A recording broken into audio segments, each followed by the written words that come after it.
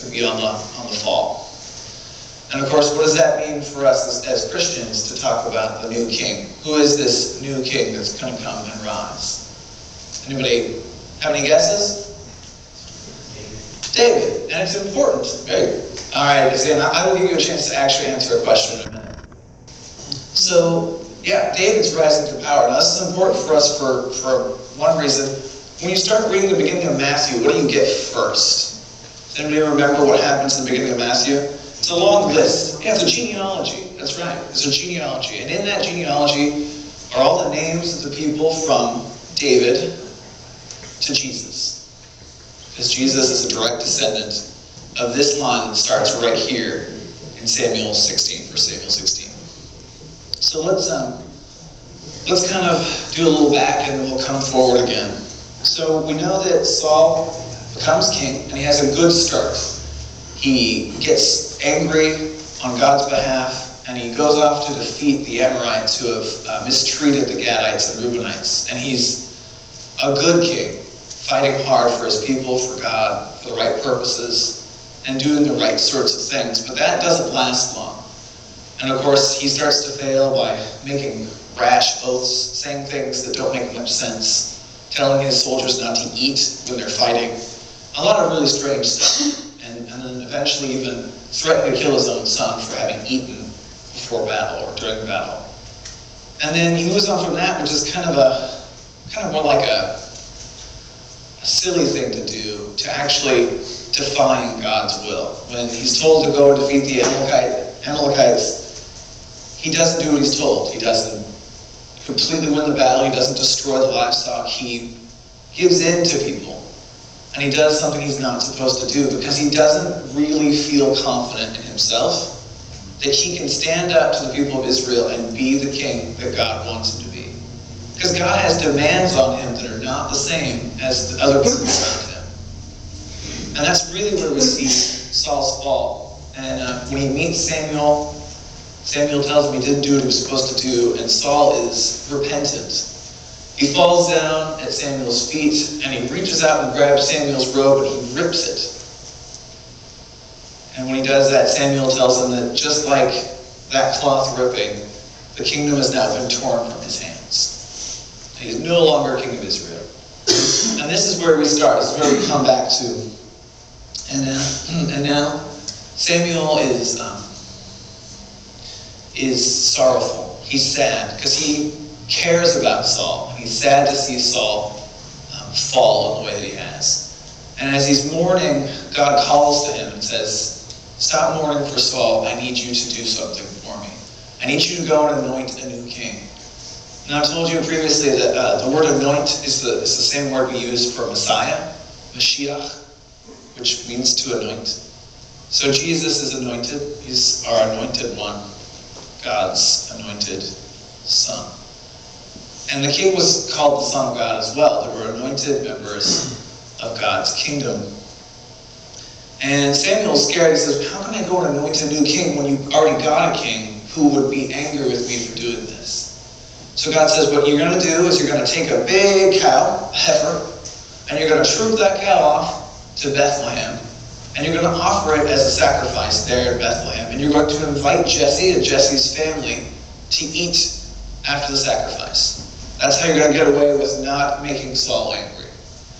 So Samuel does as he's asked. He gets the heifer and he takes that animal with him to meet the elders of Bethlehem, the city of bread, which is what that means.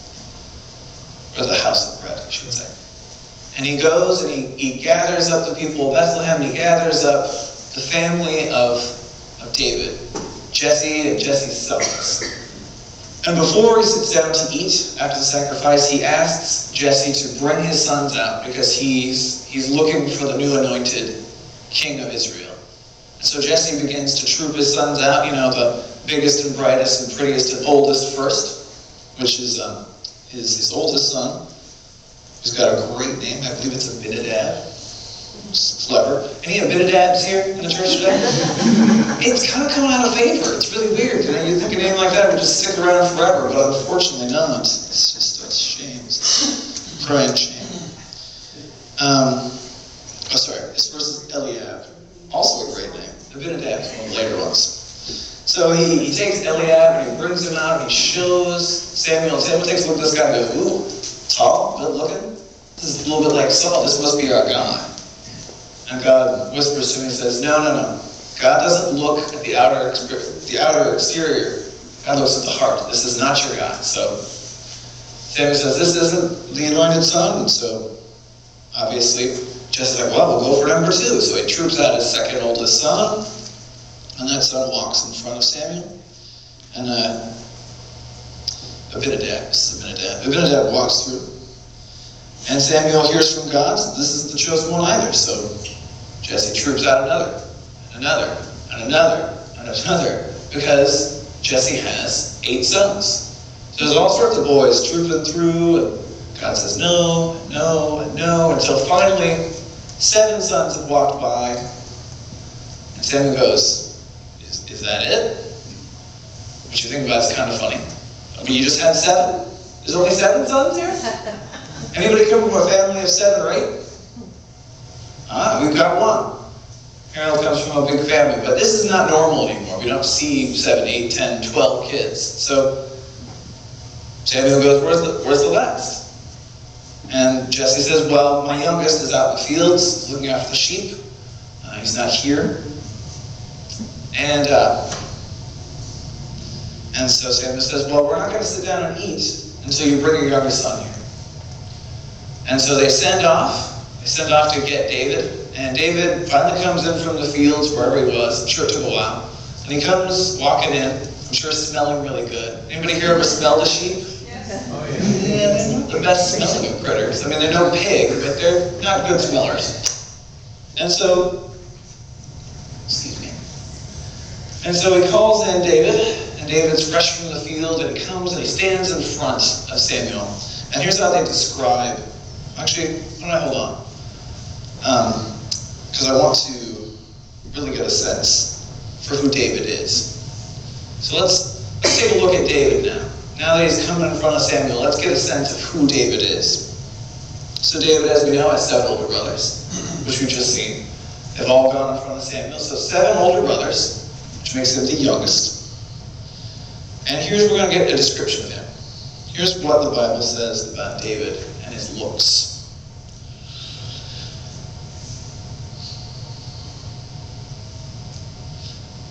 Jesse sent and brought him in. Now he was ruddy, had beautiful eyes, and was handsome. And the Lord said, rise and anoint him, for this is the one. I'm not sure if any of you know what the word ruddy means, but it's not one we use very often. But ruddy essentially means red or pink. Essentially, this young boy was fairly light complected, so he would have looked a little bit like a lot of people in this room, a little whiter. So if you think that most people from the Middle East are olive-skinned, David was not. So he was lighter complected, and his face was red. It could also mean he had red hair, but I'm guessing it means his face. So he's got this red look, and the word that they use in Hebrew is the same word we get for Edom, Adamni, which is it's a word that just means red. Because Esau was also red complected, if you look back in Genesis 25. So he's ruddy and he's got beautiful eyes, which could mean that he just had great peepers. But it likely meant, when they say fair or beautiful, it either meant he had very, very dark eyes, which were pretty in that culture, but it could also mean that he had very, very blue eyes, which was considered beautiful and fair. So he very well could have been a light complected, red-faced, blue-eyed young man. Could have been anywhere between 10 and 15. It doesn't really give us that. But just judging on the timeline, he would have been quite young. A boy, still. Now we can learn something else about David. David wasn't just a shepherd, and he wasn't just the fair-haired boy with the beautiful eyes. But David is a guitar player. We don't really use lyres anymore, but the lyre is the ancestor of the guitar. It's a stringed instrument that you pluck. We learn about that in chapter 16 at the end. Does anybody remember the story about David playing the the lyre? Because he plays the lyre for Saul. Because now that Saul has fallen from the kingship, he's become very conflicted, very dark in his thoughts. In fact, it says something kind of scary in 16:14, if you take a chance to look at it. This is one of the hard parts of the Bible. And for me, it's a very hard part of the Bible, because it's not an easy interpretation. Essentially, it says that Saul was afflicted by an evil spirit that came from the Lord. And I don't know what that means. I don't like to think of God as bringing on something bad into our lives. But in this case, Saul clearly felt afflicted by something that was not his. We know that he didn't have a very high opinion of himself. He didn't think well of himself. And maybe this is from that, the kind of depression that has settled on him because he's failed. And he knows he's failed. And he doesn't feel very good about those failures. And so they send out to find somebody to play the guitar for him, the lyre. And they look all around, and one of the people that serves in the court says, I know somebody who played the lyre. There's a young man. He's the son of a Bethlehemite, Jesse, and he can play the guitar like better than anybody else. This is a rock star lyre player we've got out there. This guy's got it down. And he can play like 3 chords. And he's good. He's real good. And so they send out for David, and they bring him into the court of the king. Now this could be the reason. If you're looking for reasons why Saul was afflicted, it could be that God wanted to give David a chance to grow up in the courtroom. Because this gives him a clear chance to be there, playing the guitar for Saul while Saul's making the big decisions, while he's judging over Israel. Because now we've got this young man who's sitting there listening to the king do what the king does. So perhaps this was a training ground that we don't quite understand, but really all it tells us is that David sat and played the guitar. It was kind of like mood music for the king.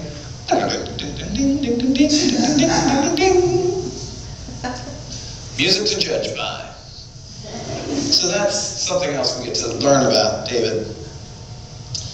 We also know that David not only had older brothers, but they were kind of bitter older brothers. I'm not going to get too deeply into it, but later on as we travel through the story of Goliath and David, we see that there's this moment where David encounters his older brother, because he's asking around. He's like, hey, have you guys heard about this big dude over there talking smack about Israel? What's going on over there? And all the people in the army are saying, well, the king's going to give a big bounty for whoever can take care of this big guy. And so David's older brother, Eliab, hears this and goes, what are you doing? And here's what he says. This is the bitter older brother talking to the child that's most favored.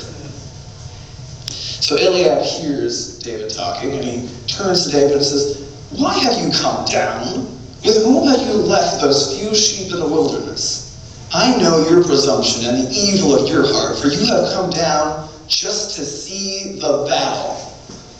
And David said, what have I done now? It was only a question. And he turned away from him toward another and spoke in the same way. Does this sound like brothers to you? Two brothers arguing and whining at each other? I'm sure Eliab was a little ticked off that David got chosen to be the king. So there's some bitterness. There's not a great relationship between these two brothers. So here's David, youngest son of a man from Bethlehem, with pretty eyes and a pink complexion, played the guitar like nobody else. And we know one last thing about him, which it doesn't say right here, but which it says throughout this part of the Bible. Just so you know, David gets talked about in the Bible for, make sure I get my numbers right. David is one of the most spoken about in the Bible. He has 51 chapters. There are 51 chapters from 16 to the beginning of 1 Kings in which David is essentially the main character. So we know a lot about him, but one of the first things said about David is said before he even shows up on the scene. Back when Saul is making his errors and doing things that he's not supposed to do, we see God say that he's going to bring in a new king. And this new king is going to be very different. He's going to be a man after God's heart. Have you ever heard that expression? The first time we see that is in chapter 13, verse 13. Because this is when Saul makes one of his errors and he sacrifices when he's not supposed to. And Samuel looks at Saul in 13:13, and he says, "You have done foolishly. You have not kept the commandments of the Lord your God, which he commanded you. The Lord would have established your kingdom over Israel forever, but now your kingdom will not continue. The Lord has sought out a man after his own heart, and the Lord has appointed him to be ruler over his people, because you have not kept what the Lord commanded you." So that's who David is. He's the man after God's own heart. Now, if I were a boxing announcer, has anybody ever heard a boxing announcer? You know, let's get ready to rumble. That's right. Very good. If we were going to do that, we would set this up. We'd say, in this corner, from Bethlehem, the youngest son of Jesse, pink-complected and beautiful-eyed, player of the lyre. And then in the other corner, we would talk about Goliath, the giant. So let's learn a little bit about this guy. And we get to learn about Goliath in chapter 17, verses 4 through 7. And I'm going to read those to you, and I'm going to break it down. So, and there came out of the camp of the Philistines a champion named Goliath of Gath, whose height was 6 cubits and a span. He had a helmet of bronze on his head, and he was armed with a coat of mail. The weight of that coat was 5,000 shekels of bronze. He had greaves of bronze on his legs and a javelin of bronze slung between his shoulders. The shaft of his spear was like a weaver's beam, and his spear's head weighed 600 shekels of iron, and his shield bearer went before him. So what does this mean? What is 6 cubits and a span? Here's where it gets interesting. It depends on which cubit measurement you use, but Goliath was anywhere between 9 feet 3 inches and 9 feet 9 inches. Now, just to give you some context, the tallest man in the world today is 8 feet 3 inches. And he lives in the Middle East, actually. 8 feet 3 inches. To give you more perspective, Shaquille O'Neal is 7 feet 1 inches. So this man is well over 2 feet taller than one of the tallest basketball players that you can visualize. It's a big, big man. And the stuff that he's wearing and has over his shoulders weighs over 120 pounds. He's big, he's strong, and he's tall. That's Goliath of Gath. So just imagine, even at his height, his tallest height, I would guess that David never got above 5'4".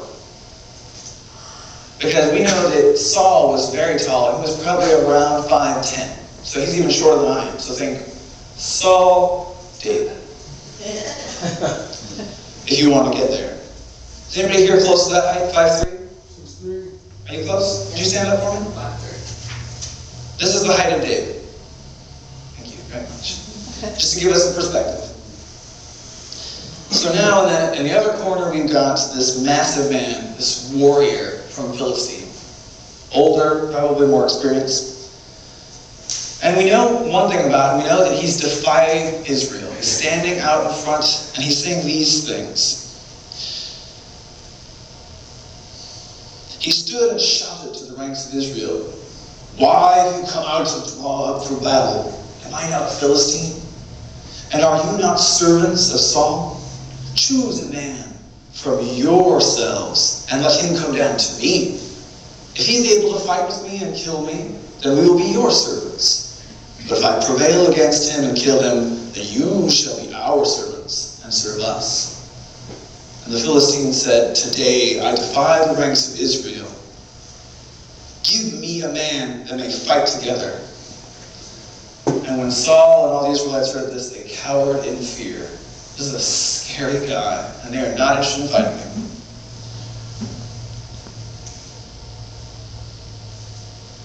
You want to know how long this man stood in front of the armies of Israel and defied them? Does anybody have any sense of how long that was? How many days? It's the same amount of days that Noah was in the ark. 40 days. Can you imagine being in one place for a month and 10 days? That's how long he stood out and yelled at the Israelites, and they did nothing. 40 days of defying Israel. So here we have a standoff, right?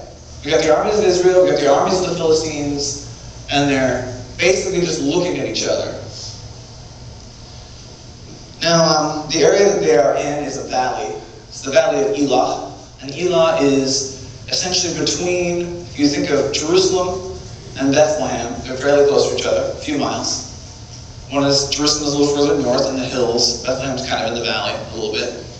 If you go towards the west, heading towards the ocean, between that there's a whole bunch of valleys and little mountains. They call them mountains, but really if you think about what we know of as mountains,